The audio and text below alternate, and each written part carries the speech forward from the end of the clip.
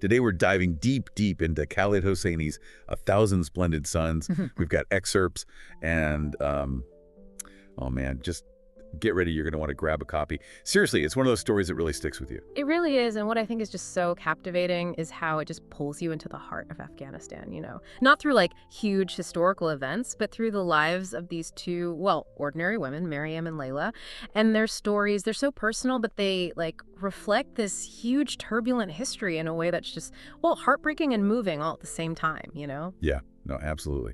Okay, so let's break this down. We first meet Mariam, and right away, Hosseini drops us into this world. It's a world of, well, really stark realities. Mariam's living with her mother, Nana, in a small kolba outside Herat. A kolba. Yeah, basically it's like this small clay hut, very basic, very isolated.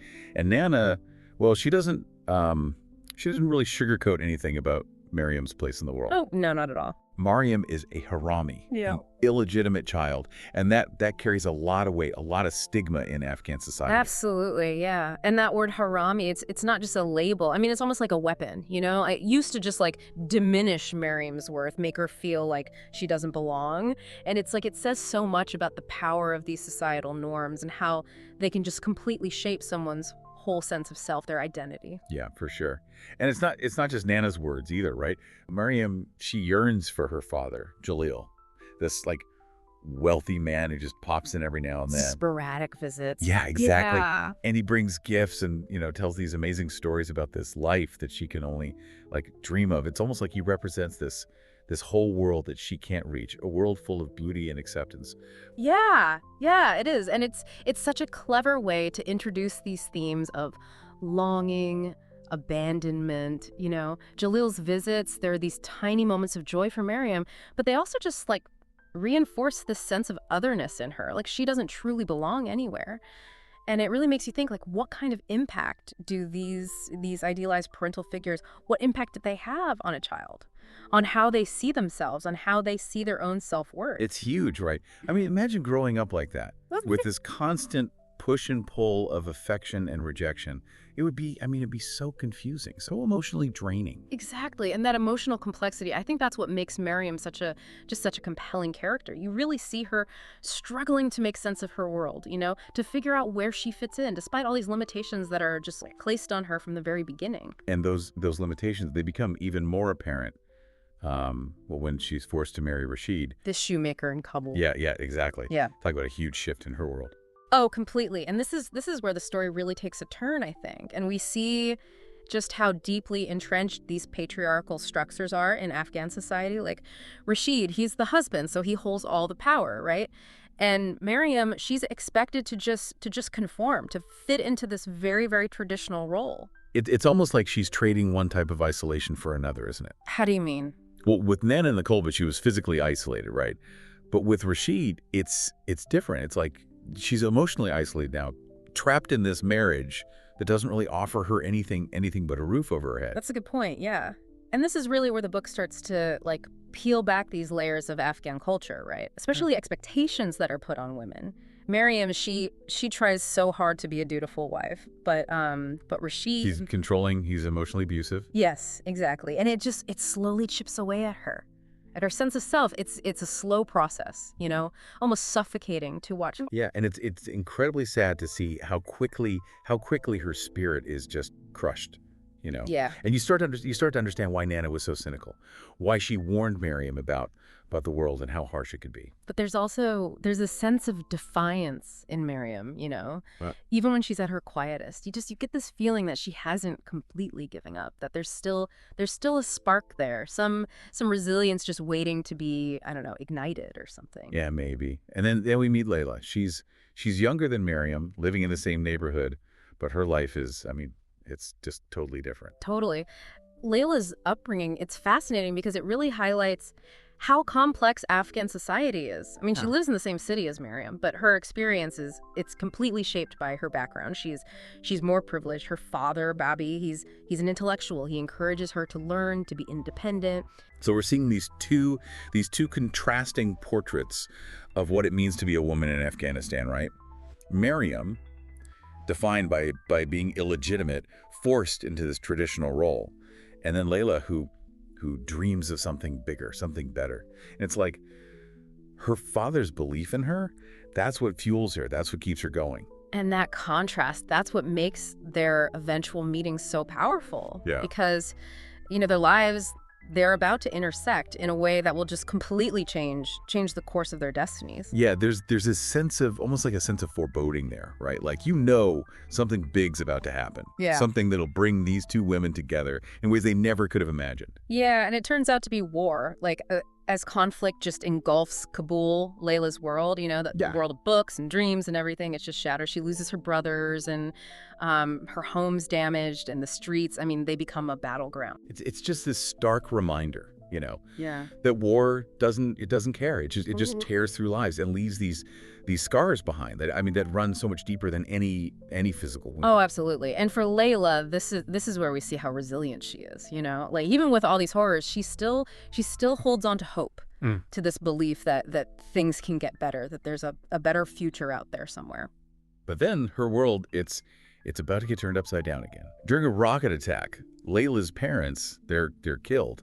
And she's left injured and all alone, and it's Rashid, of all people, who steps in, offers her shelter, and eventually, he proposes marriage. It's not a decision based on love, is it? No, not at all. It's survival. Layla's pregnant with Tariq's child, and Kabul. It's a war zone. She's incredibly vulnerable.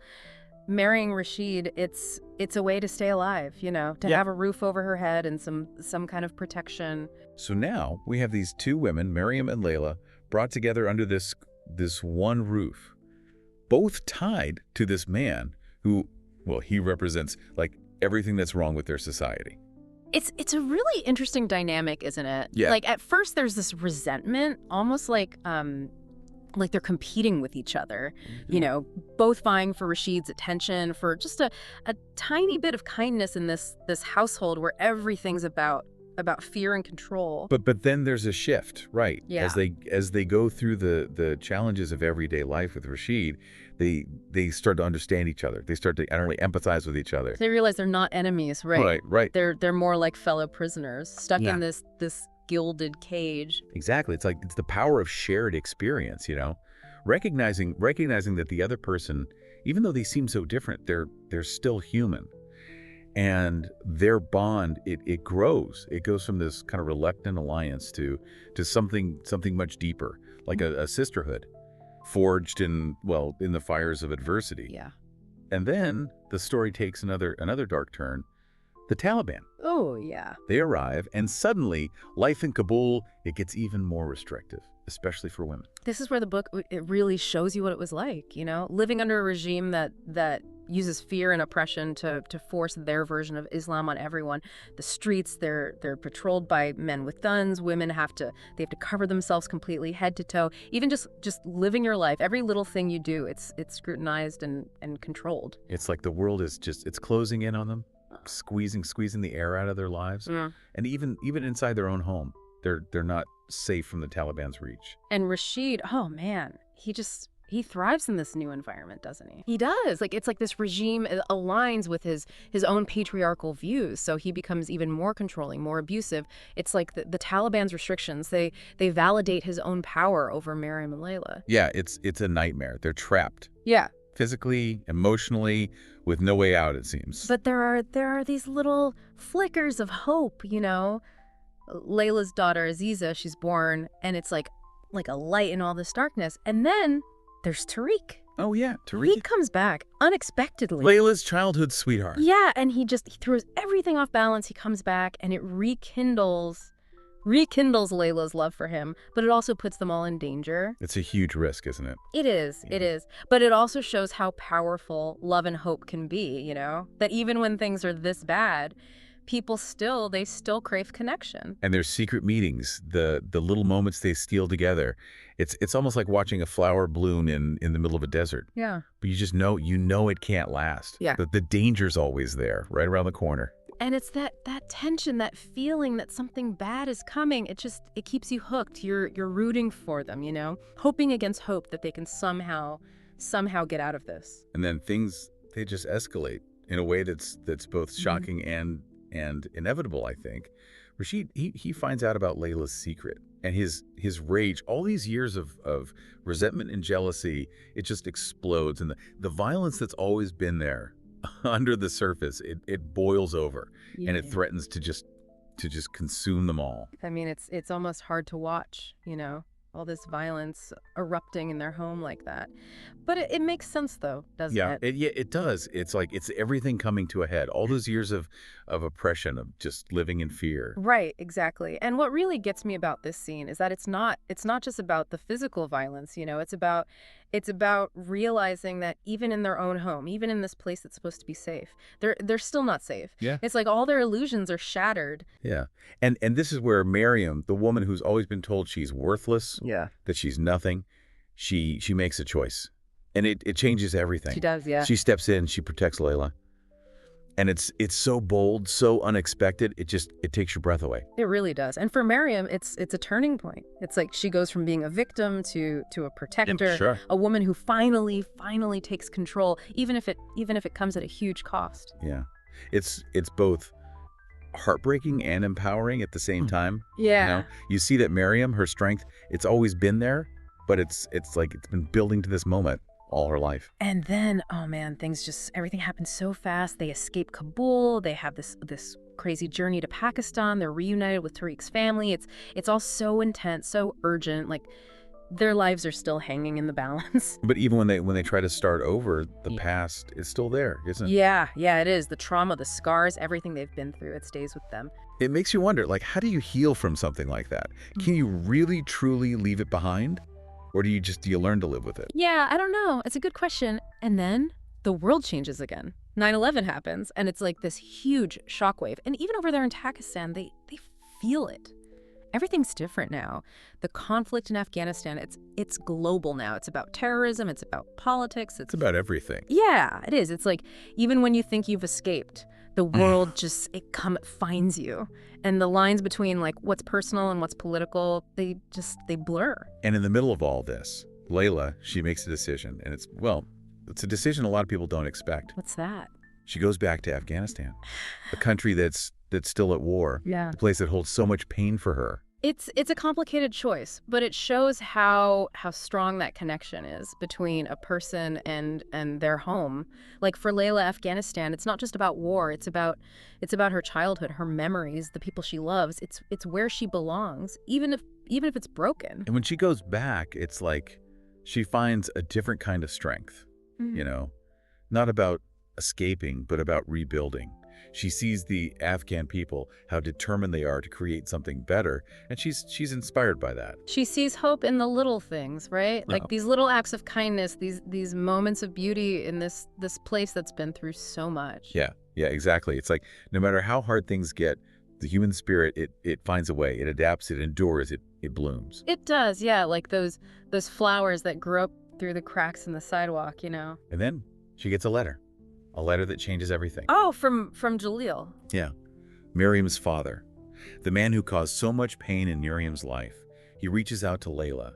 And through his words, Layla, she starts to understand Miriam in a whole new way. It's like she gets to know this woman that she thought she knew, but on a deeper level. And it's through this process, this remembering, this piecing together of Miriam's life, that Layla, she finds peace. She finds a way to connect their two worlds, their two experiences, and to see the beauty, the strength in both of them. Yeah. And that's what makes A Thousand Splendid Suns so powerful, I think. It's a story that forces you to look beyond the headlines, beyond the simple stories we tell about war, and to see the individual lives, the human connections, the things that tie us all together. It's a reminder that resilience, it comes in all shapes and sizes, that hope can exist even in the darkest places, and that the human spirit, well, it's like those flowers pushing up through the rubble. It always finds a way to bloom. Yeah, and that's something worth remembering.